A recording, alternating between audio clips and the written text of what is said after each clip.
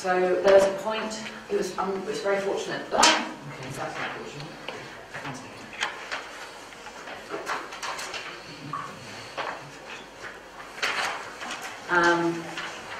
It was fortunate that Sergei's presentation was earlier this morning, because I think what I want to say will connect directly with the questions that were raised after that about transcendence in the non-Western traditions.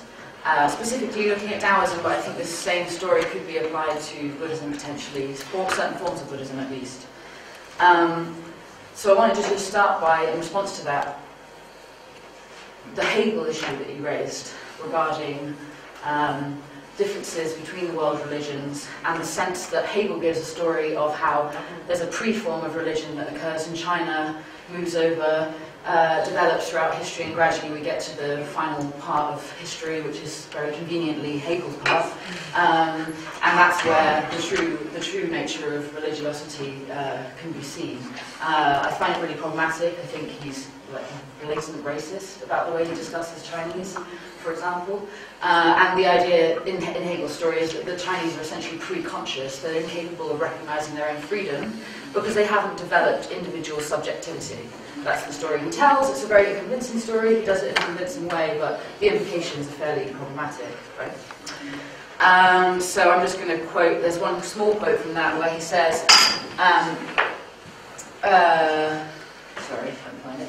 The Chinese spirit is such that the element of subjectivity, that is to say, the reflection upon itself of the individual will, in antithesis to the substantial, as the power in which it is absorbed, or the recognition of this power as one with its own essential being, in which it knows itself free, is not found on this grade of development. So it's very much a sense for the Hegel stories that it's a grade of progress throughout world history, and it's lucky that he actually even includes the Chinese tradition, I suppose, in that story, but ultimately the Chinese lack history and in some sense would be categorized as subhuman in Hegel's modern conception of what humanity is. So I think that's a deeply problematic way of looking at the world. Okay, so following from that, the issue of transcendence in Daoism, and whether there is such a thing. So I'm swapping over to the computer now, which I'll run around with, and possibly do some drawing on this board over here. I am following on to some extent from what Robin spoke about yesterday in her presentation, some of you weren't there, on forms of transcending in terms of the bodily practices in Daoism, so essentially conceiving Daoist transcendence in terms of self-cultivation, very much an immanental view of what transcending is. But I am going to do what I probably shouldn't do, which is to talk a bit more about the ontology of Daoism and whether there is a transcendent ontology, something that Sergei suggested there is.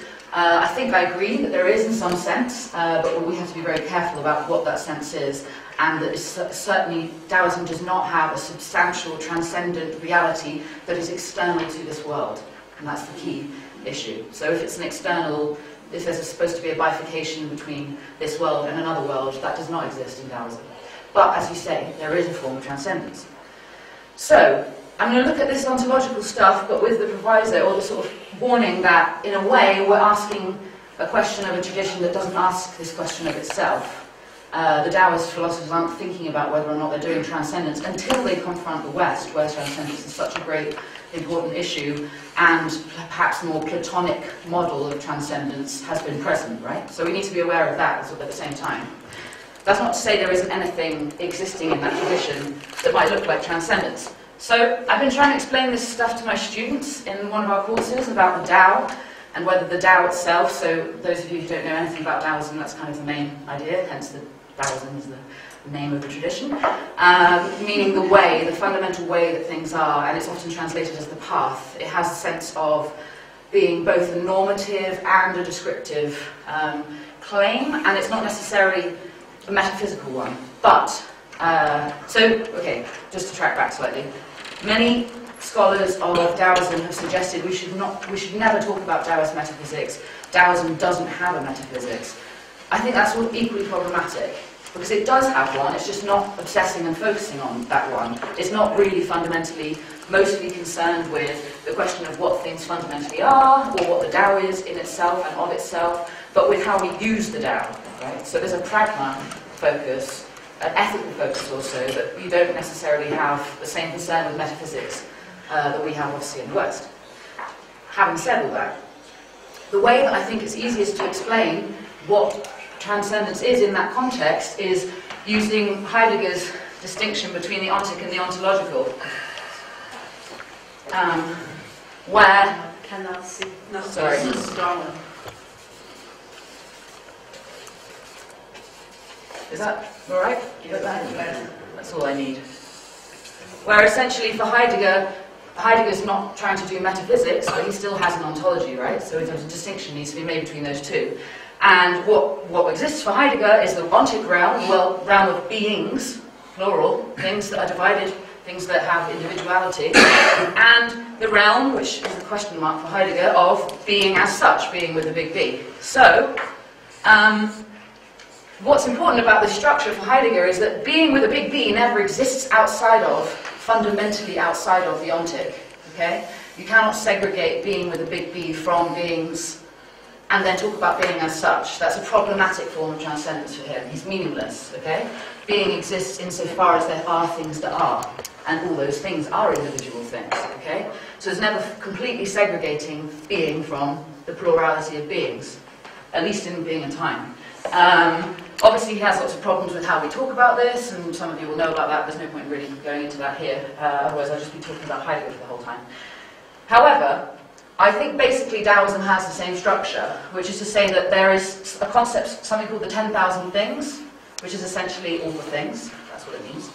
There are 10,000 of them for some reason. But yeah, all the things, and the Tao. And the Tao has a relationship to the 10,000 things. The Tao is shown to be, or comes to be, in the context of things and of the world. So you never get access to the Tao outside of your relationship with the world that surrounds us, right? There's no way of jumping outside of that. But yet, all things participate in Tao, okay? In the same way for Heidegger, all ontic entities participate in being. They are, right? Anything that is, is. So, it's not necessarily a perfect mapping, but I think it's an easy way to understand the relationship for people that haven't really come across it, okay? So the main reason I'm mentioning this is because the form of transcendence that Heidegger wants to talk about, and that the Daoist also would possibly agree with, is the idea that this thing, being, can never be reduced to one of these things. Yeah? That being is not a being. And the Tao is never reducible to the things that manifest Tao, right? Tao is always in excess of any individual thing. It's the path of the whole in some sense, right? Same too for Heidegger.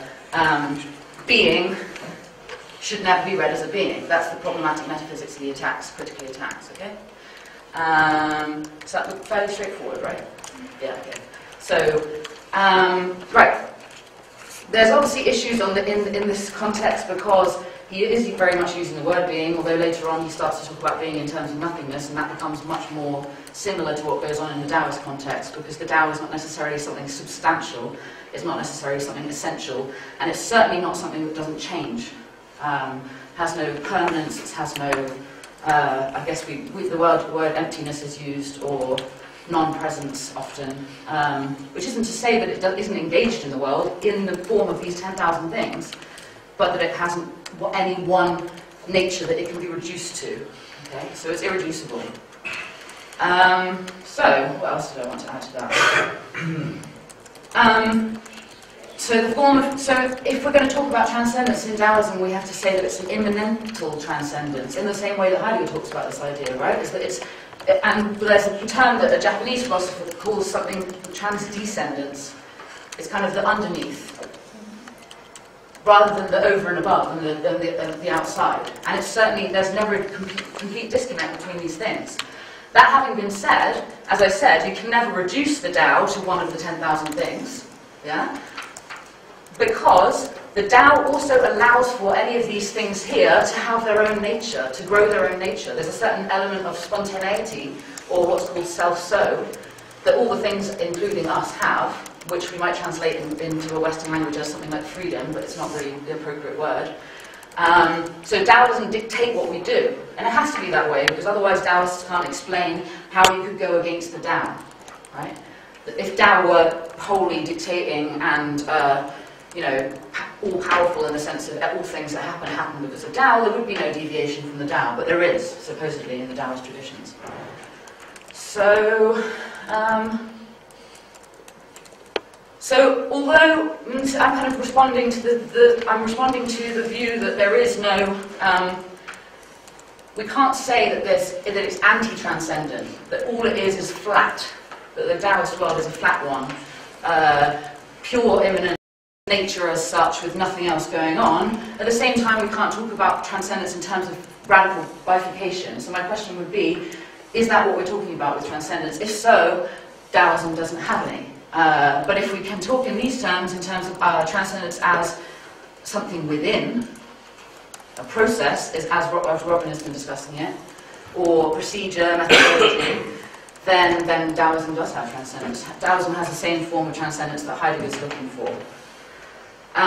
So, in general, then this just relates to the idea that we can't apply necessarily our own ways of conceiving this stuff. Even doing this is a bit perverse because the Daoist isn't going to be thinking about it in these terms, but I just think it's a useful conceptual tool for people who might not know anything about Taoism. I'm sure there's a couple more bits here. So, I'm interested also to hear what other versions of this we see in the Western traditions, because I think there are versions of conceptions of the divine that are much more like this. Something like Spinoza would fit this much more closely than, and the natural theology, which I mentioned earlier. So seeing God in nature rather than as an external supernatural. There is nothing supernatural in Taoist tradition. Even if you have spirits, they're all running around here on this earth. They're not somewhere else. They're not in another place. And the divinity that Tao represents is something internal. Or, like I said, beneath, maybe is a way of talking about it. A path. You walk on it. It's underneath you. So, is there anything normative elements that come from this? Yeah. That's one other point I just wanted to make, which is to say that, having said all this stuff about how there isn't really metaphysics and nobody really talks about it, there are points in history in the Daoist tradition where people do get really obsessed with talking about the metaphysical Tao, and they talk about things like this. There are other texts in which it's essentially ignored. I mean, for example, you could say that the Lao Tzu has more metaphysical discussion of the Tao than the Zhuangzi, which is more concerned with practices and techniques, and that sometimes what we refer to this as, given the idea that the Tao is never sort of substantive, this might be referred to as a may-ontology, an ontology, like a nothingness-ology, rather than an ontology, precisely because they're talking about something that isn't substantive. And I think that's, yeah, so I just wanted to finish by saying that I think there are ways that we can have this conversation, but it needs to be listening to what the structures of those things actually are, rather than superimposing our view onto them. Certainly Hegel didn't know what he was talking about. That's it. Thank you very much. Okay.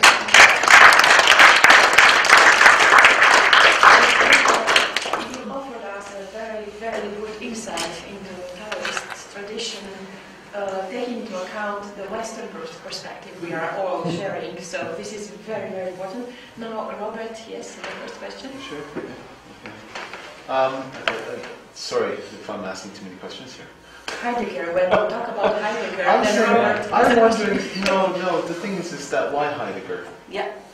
Why the project of what people call, or what he called ontological difference, where being, even if it's deconstructed, as Derrida fundamentally tried to do, results in an ontology or metaphysics that is still monotheistic on the one hand. It results always in that, even if it's self-critical at most. And what about other possibilities? Actually, you mentioned something like a flat ontology, or a nothingness ontology. Yeah, There are people like Ali Bajou who would support this. Well, Heidegger himself wanted to go for nothingness at the end. Right, yeah, that's right. So he struggled with that. And object-oriented philosophies talk about this as well. The flat ontology is something that clings. Yeah. And we're not talking about being as human or an entity. We're talking now about things as much more speculative. I feel like the problem with the flat ontology is that you don't get to a level below the empirical, and that is something that really fundamentally does exist, I think, in the Daoist way of thinking. It's not just reducible to this physical reality. Sorry, if I may, I would continue Robert's question related, and I want to open another one. Everything you've said from Heidegger is exactly pre-Socratic philosophy, yes, and especially Aristotle. So everything you brought into discussion from Heidegger, extracted from Heidegger, is pure Aristotle. It's pure morphe, it's called, which means there is nothing outside matter. So everything, the form and the matter, which means to be and the matter, are always together. There is nothing beyond that. This is, of course, the Platonic and Aristotelian debate, yes? But it is exactly Aristotle and, yes, why, but that's why reductive, using Heidegger all the time? Yeah, Heidegger. I'll tell you why Heidegger. No, I'll tell you why Heidegger. Why Heidegger is because this is just a tool to explain. It's not, I don't think Taoism is Heideggerian. That's crazy. It's another way around. Heidegger stole from Taoism. Yes. Yes. Well, there is actually That's another way around. He tried to translate the Taoism. He was inspired. This is, can I respond? Yes, Can I respond? Robin, sorry, he didn't speak about it openly. And he did, because it's kind of, they agreed that he responded with Taoism. Yes. Yes, please. I know it's a very exciting presentation, but all I'm using is that conceptual tool of the distinction and maintaining that for Aristotle there is more of a okay, you're right in terms of the form and matter stuff. This isn't a reductive materialism. Tao, that's exactly what I was kind of responding. It can't be a flat ontology because Tao is something in excess of whatever we have here. Right? So it's always in excess of. So we can never, that's Heidegger's point when he says being can't be a being. It can never be reducible. Being is in excess. Heidegger's being. And the Tao is in excess also. Right? So the Tao is way wider than any possibilities that we see at one point. And it's deeper than the empirical. Just the empirical. Yeah. Yes. Okay. But just a tool is what I'm saying about So I Heidegger. just follow this. I think it's good that, okay, it's a tool to bring Heidegger in and then you can connect with some Western minds. That's good. Yeah. But just be careful because you could follow in the same problem Hegel doing. So that's where you criticize Hegel, but you bring the Heidegger. So the better way to do it is it's a Taoism, just do Taoism at the beginning, like in order to connect you do, right? Okay, so that's another thing. Quick question. So how do you think they will solve the problem in the break when we talk about the idea of personal responsibility and a sense of hope? Okay. To your first issue, again, I'm literally just pulling out a tool. I'm not saying anything about a continued relationship with Heidegger. I'm just saying that that very distinction, that very minimal distinction is helpful to Westerners that haven't got any idea about what the Tao is, just to distinguish it from a metaphysical claim. Because otherwise people assume, well, Tao must be God, or Tao must be a transcendent God, and Tao isn't a transcendent God. It might be a God, but not a transcendent one. The second question about the ethics and the hope. Yes. Okay, so let me have just 2 seconds to think that through. In terms of transcendence, I think very much that what you've discussed about how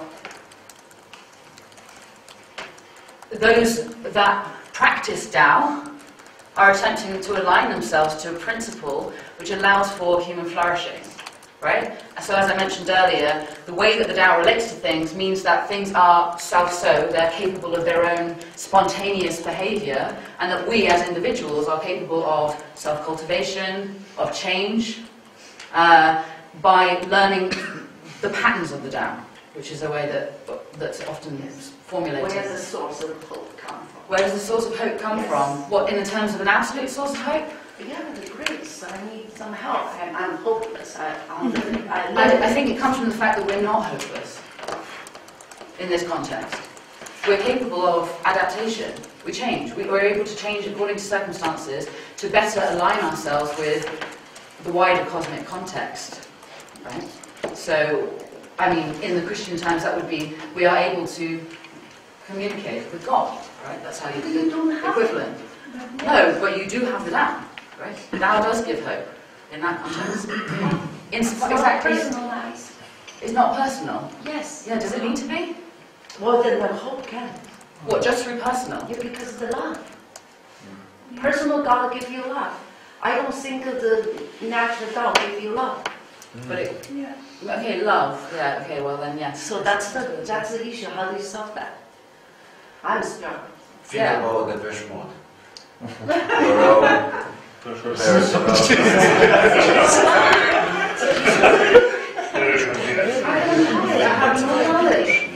But there's no lack there.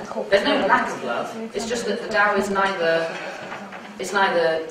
loving nor this. It's not out to get you. So unless you don't look for love, forget about love. Yeah, but love is amongst people in it. Yeah. But no absolute love. You're right. There's no absolute love. Although one could say that the love for the Tao is a love for the absolute, right? Which contains all things within And it. that love is human centered. So forget about love. Just be love. So just be. That's nice.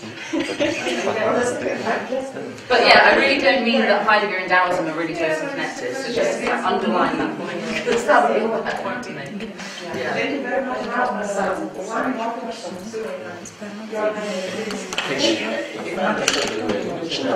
There is no metaphysics in Taoism. I said that, yeah, not in the sense of the transcendent metaphysics, but there is an ontology. Okay. There is nothing beyond nature, beyond life. Well, there's nothing beyond Tao. The common link between Heidegger and Daoism. Sorry, I can't hear you. The common link between Heidegger and Daoism. Yeah. Man and nature, that's right, as you mentioned. Man and nature. That's right. I can't hear you. Man and the Tao. The common link between Daoism and Heidegger is man and nature, that's right. As you mentioned. Although nature in Heidegger is not the same as it is in Tao. But yes, the language, fine. Consider nature, okay? So, being itself, it can be considered object from the objects of metaphysics. Nothingness itself, between Heidegger and Daoist, is an object of metaphysics. Yeah. So how can we say that there is no metaphysics in No, Daoism? I agree with you, yeah. I mean, that's why I'm saying it has an ontology, but it doesn't have a certain type of metaphysics, which is one that presupposes radical transcendence. So, A world beyond this one that is divorced from this one. so if Daoism speaks about transcendence, Yeah. is it considered object from metaphysics? Well, yeah, in the context that the ontology, this is clearly, sorry, the Tao transcends reality. Yes. Yeah, Tao transcends the immediate world. The Tao is over and above and in excess of the immediate world. And the alignment with the Tao requires looking towards that transcendence. Well, yeah, in the sense, as I just said, in the sense that it's an ontology. Yeah. But metaphysics, what I'm saying is just trying to move away.